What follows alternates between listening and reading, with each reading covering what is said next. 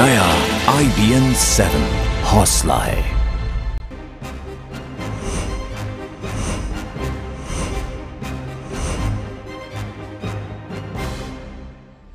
पीयूष गोयल जी, स्वागत है आपका CNBC आवाज के इस खास कार्यक्रम में, जहां पर हम आपकी सरकार के 1 साल पूरे होने पर आपके कई कलीग से आज हम बात कर चुके हैं। और शायद ये कहना गलत नहीं होगा कि सब में से one of the most perhaps challenging task आपके पास है। उम्मीदों का भंडार जितना बड़ा है, ये कितना मुश्किल रहा है? पहली बात तो ये सरकार हम सबकी है, आप सबकी है, लेकिन कोई चैलेंज नहीं रहा। मैं समझता हूँ I got the best opportunity in the whole government and that's how I viewed this ministry in the last 12 months.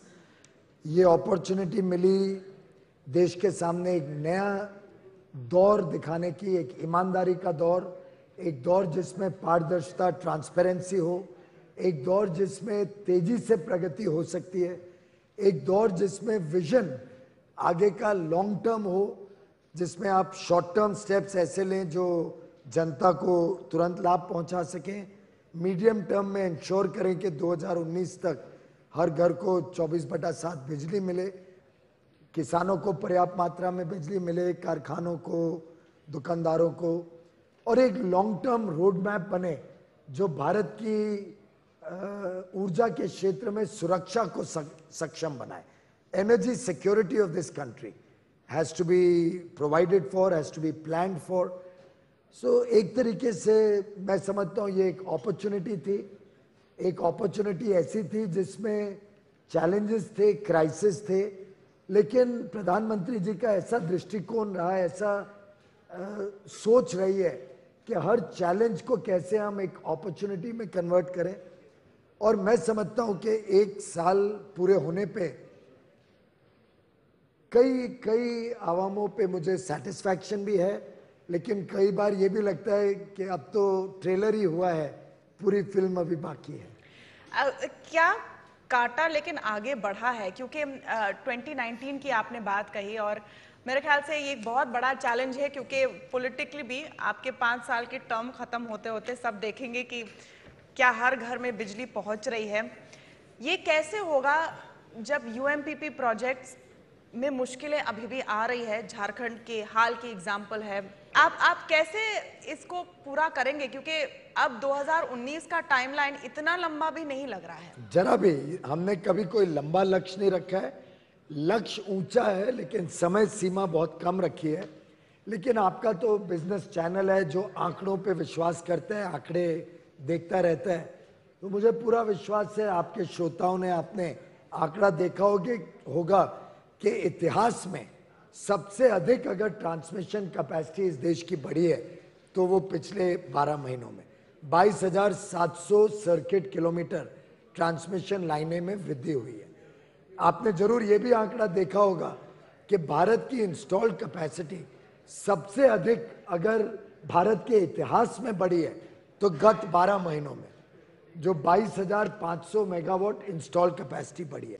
आपने जरूर महसूस किया होगा कि इलेक्ट्रिसिटी जनरेशन का टारगेट कई वर्षों बाद पहली बार पूरा मीट किया गया, और वो अपने आप में एक रिकॉर्ड है। 8.5% इलेक्ट्रिसिटी जनरेशन बढ़ के आज 1 लाख करोड़ यूनिट क्रॉस कर गई है, जिससे कि देश में पर कैपिटा पावर कंजम्पशन जो हम कई वर्षों से सुनते थे 1000 होगी, मोदी जी के पहले वर्ष में ही वो 1000 क्रॉस कर गई है। कोयला एक बहुत बड़ी समस्या रही थी, कोयला जिसका पूरे दुनिया ने सोच रखा था कि भारत में अब ये 204 खदानें कैंसिल हुई, अब तो बस बिजली की पूर्ति नहीं हो पाएगी, बहुत अकाल आएगा। आप देखिए पूरे वर्ष किधर से भी ये कंप्लेन नहीं आई है कि कोयले की कमी से आपको बिजली नहीं बनाने को मिली। 7% ग्रोथ कोयले की प्रोडक्शन सिर्फ कोल इंडिया ने की है। 32 मिलियन टन कोयले में वृद्धि हुई मात्र कोल इंडिया की इस वर्ष में, जो 2010 से 2014 4 वर्ष का क्यूमुलेटिव ग्रोथ 31 मिलियन टन, और हमारे 12 महीने का growth 32 million tonne. National growth of coal production 8.5%। आज ये स्थिति है कि कोल हर पावर प्लांट में पर्याप्त है और कोई ऐसा इलाका नहीं है जहां कोयले की कमी हो कोई पावर प्लांट को। जो यूएमपीपी प्रोजेक्ट की हम बात कर रहे थे स्पेसिफिकली, और वो एक अकेला केस हो सकता है, लेकिन यूएमपीपी को लेकर दिक्कतें हैं, ये आप मानेंगे? और आपकी जो इतनी शॉर्ट टाइमलाइन है, ये यूएमपीपी बिड हुई थी कुछ 6-7 साल पहले, उस समय की सरकार के तो वैसे ही सब प्रोजेक्ट्स ठप पड़े हैं देश भर में। हम तो यही आंकड़े ढूंढते रहते हैं कि कैसे कोई स्टॉल्ड प्रोजेक्ट को जल्द से जल्द काम में लाएं। अब इतने वर्षों में वहां पे यूएमपीपी बिड होने के बाद सरकार क्या कर रही थी हमें नहीं मालूम। मैं स्वयं झारखंड गया, वहां के उस समय के मुख्यमंत्री से दरख्वास्त की थी, लेकिन तब भी उस राज्य सरकार के मुख्यमंत्री ने तेजी नहीं दिखाई। फिर भाजपा की सरकार आई कुछ महीने पहले, और मुझे आपको बताते हुए बड़ी खुशी है कि जैसे रघुवर दास जी वहां के मुख्यमंत्री बने, तेजी से जमीन लेने का कार्यक्रम शुरू हुआ, और जैसे ही जमीन दिखने लगी कि अब जमीन मिलने वाली है, तो उन्होंने तय किया कि वो विड्रॉ करते हैं। अब उसकी कानूनी प्रक्रिया तो चलेगी ही, लेकिन ये सरकार एक बड़े ऑब्जेक्टिव तरीके से पूरे विषय को देख रही है। बिजली की दरों से भी ये सवाल उठता है, और ये कहना गलत नहीं होगा कि आपके विभाग की सबसे बड़ी उपलब्धि रही है कोयले का ई ऑक्शन जो रहा है, क्योंकि उस समय पर लग रहा था कि कैसे होगा, क्या होगा, बहुत ही स्मूथली हो गया है। उसके दो बाय प्रोडक्ट्स एक करके, एक तो ये कि कुछ कंपनियों का मानना है, कहना है, शायद खुलकर नहीं कह रहे हैं, कि इतने ऊंचे बिड कर दिए हैं, बिजली के दरों पर भी एक कैप है, कैसे ये फीजिबिलिटी होगी, आगे कैसे बढ़ेगा।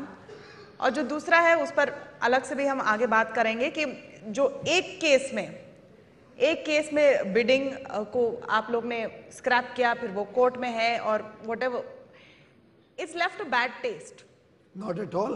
It's left a good taste because the people of India are now confident there's an honest government, और ऐसी सरकार है जो उनकी जो संपत्ति है, जो जनता की सेवा में लगनी चाहिए थी, वो आज गलत तरीके से किसी को गलत दाम पे नहीं दी जाएगी। It has finally shown the people of India there is a government that is fearless, that will favor nobody, howsoever big and mighty he may be. Now look at the two things that you have pointed out. जहां तक bidding का सवाल है, अब how can you ask me that question? अगर ये जो उद्योगपति या जो कंपनियों ने बिडिंग की, वो अगर इतने नासमझ है कि वो बिडिंग में अपनी क्या वायबिलिटी है वो समझ सके, नहीं समझ सके, तो मैं समझता हूँ सीएनबीसी आवाज ने उन सबको यहाँ बुला के ये सवाल पूछना चाहिए, और जो उनके कंपनियों में निवेशक है उनको चिंता करने की जरूरत है कि किस प्रकार से कंपनियां चलाते हैं, जो आज रो रहे हैं कि हमने बहुत ज्यादा ओवरबिड किया। और हाँ, जो कोर्ट केस की आपने बात कही, उसमें 2-3 प्रकार के केस हैं। कुछ लोगों ने ये भी कोर्ट में गए हैं कि बिजली के दरों पे फिक्स्ड रेट पे, कैपेसिटी चार्ज पे कैप क्यों? आप उन डॉक्यूमेंट्स को देखिए, जो बिडिंग डॉक्यूमेंट्स है उसको पूरी तरीके से स्टडी करिए। आप मेरे वक्तव्यों को देखिए, जो एक नहीं सैकड़ों बार press conferences, Lok Sabha, Rajya Sabha, television channels, Sanjay Pugalia ji के शो में बार बार हम चीख चीख के कह रहे हैं कि आप जो दाम में कोयला लोगे ये आपकी जिम्मेदारी है जी। जो दाम कम करके आप ले रहे हो वो आपको पास ऑन करना पड़ेगा जनता के बिजली के दरों में। उसका फायदा अमीर उद्योगपतियों को नहीं मिलेगा, जनता की बिजली सस्ती होगी। अब इतना लाउड एंड क्लियर हम चीख चीख के बोल रहे हैं, और फिर वो कोर्ट में जाके दस्तावेज देते हैं कि भाई हमने तो एज्यूम किया था कि हम उसको फिक्स कैपेसिटी चार्ज में बढ़ा देंगे। मैं समझता हूं ये तो एक तरीके से जनता के साथ खिलवाड़ है कि अगर जब सरकार आपको कह रही है, चेतावनी दे रही है, बार बार कह रही है, बिडिंग डॉक्यूमेंट्स में कह रही है कि बिडिंग गाइडलाइन को बदलाया जाएगा और इसका पूरा लाभ भारत की जनता को देना पड़ेगा, तब आप कैसे एज्यूम कर सकते आप हैं? बिल्कुल सही और कह उसकी रहे हैं। जिम्मेदारी सरकार पे आप कैसे लगा बिल्कुल सकते सही कह रहे हैं, टेक्निकली आप बिल्कुल राइट हैं। टेक्निकली नहीं, morally, technically, completely। Spiritually, physically, जितने आपको अमाम लेने हैं उसमें मैं अच्छा, लेकिन इसका आउटकम आप देखिए। और लीगली भी, लीगली चलिए, लीगली तो एनीवे, बट वो कोर्ट तय कर वो लेगा। कोर्ट तय करेगी। लेकिन इसका आउटकम आप देखिए, अगर ये कंपनियां प्रॉफिटेबली ये बिड्स लेकर भी काम नहीं पूरा कर पाती, वो कहते हैं कि हमारे लिए ये फीजिबल ही नहीं है, तो आपका 2019 का सपने का क्या होता है? कुछ भी नहीं होगा। आप कह सकते हैं कि आपको पता था पहले से, लेकिन वो कह रहे हैं हम इसको पूरा करने के लायक ही नहीं है, अब हम क्या करें? और अब वो लायक नालायक और वो सब तो वो अपने आप तय करें। मैंने तो उनकी उंगली नहीं कंप्यूटर पे रखी थी कि आप ये बिड दबाओ और ये बिड करो। मैं तो था भी नहीं, ओपन ही ऑक्शन था। पूरी जनता, पूरी दुनिया के 600 करोड़ लोग, 700 करोड़ लोग देख सकते थे इंटरनेट द्वारा कि भी ऑक्शन क्या हो रहे हैं। तो उसमें तो मेरी कोई जिम्मेदारी नहीं है, ना ही सरकार की है। लेकिन मैं आपको और जनता को विश्वास दिला दूं, ये समझदार सरकार है, ईमानदार सरकार है और एक विजनरी सरकार है। प्रधानमंत्री मोदी जी जब विश्वास दिलाते हैं कि 24 घंटे बिजली 7 दिन रोज हर एक को मिलेगी, तो सोच समझ के करते हैं। वो समझते हैं कि कोयले का उत्पादन बढ़ाना पड़ेगा, तो हम उस पर ध्यान देते हैं। वो समझते हैं कि ट्रांसमिशन कैपेसिटी बढ़ानी पड़ेगी, तो हम उस पर ध्यान देते हैं। वो समझते हैं कि पर्यावरण का ध्यान रखना होगा, तो हम रिन्यूएबल एनर्जी को 5 गुना बढ़ाने का थ्रस्ट देते हैं। जो विश्व में सबसे अधिक नवीकरणीय ऊर्जा का अगर कोई देश रहेगा तो वो भारत बनेगा।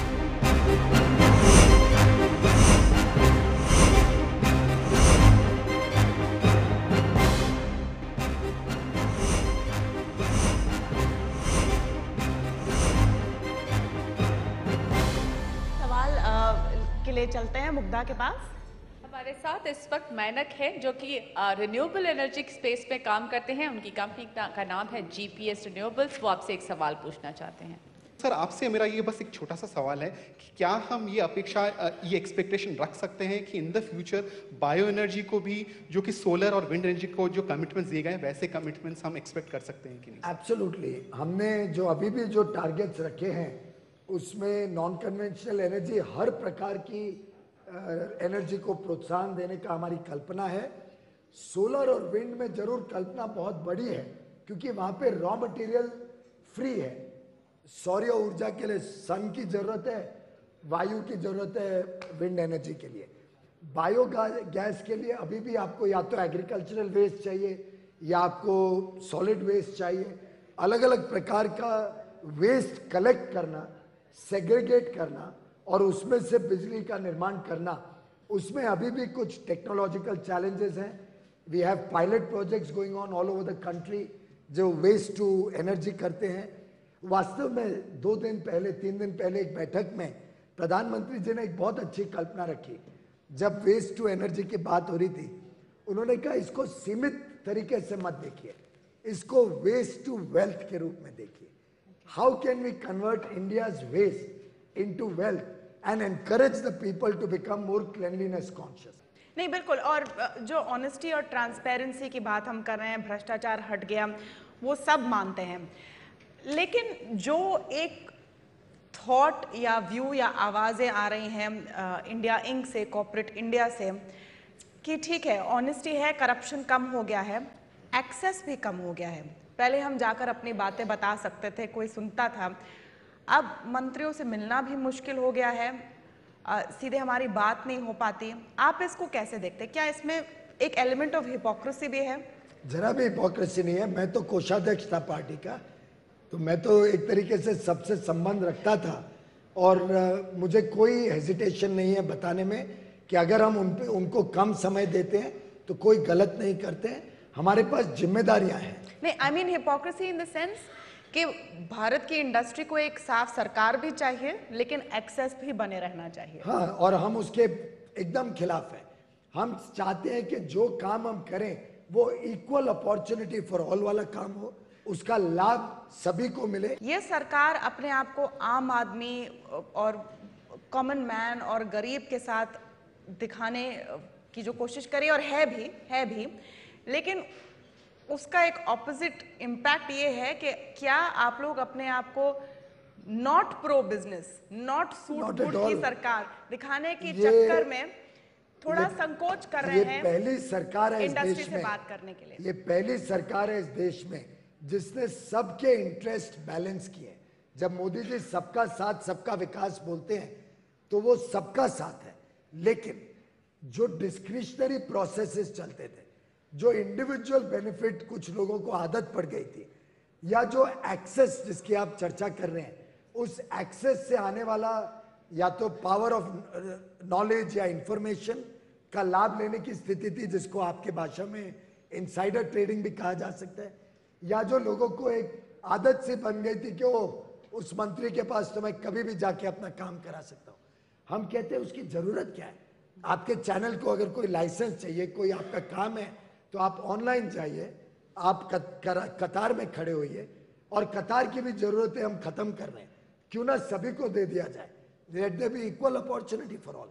तो आई बिलीव, मैं भी सबको मिला, मैंने एसोसिएशन ऑफ पावर प्रोड्यूसर्स के साथ मीटिंग की, बैंकर्स के साथ मीटिंग की, कंज्यूमर बॉडीज के साथ मीटिंग की, समस्याएं समझा, अब बाकी मैं काम करूं कि रोज मीटिंगें करते रहूं। तो हम सब काम में लगे हैं। हम बिना बात के एक एक इंडिविजुअल केस को समझने के बदले एक एक केस को रूट कॉज एनालिसिस करके go to the root of it, prioritise your outcomes and deliver on the ground. जी, एक और सवाल है हमारे ऑडियंस से। Good evening, sir. I believe you are a chartered accountant. I mean, there's nothing to believe. I think I got a degree, fair and honestly. Honestly. Sir, मेरी एक industry है जिसमें हम इलेक्ट्रिकल स्विच गियर बनाते हैं। I want to go for solar panels. एक foreign company से मेरी बात चल रही है सोलर पैनल बनाने के लिए।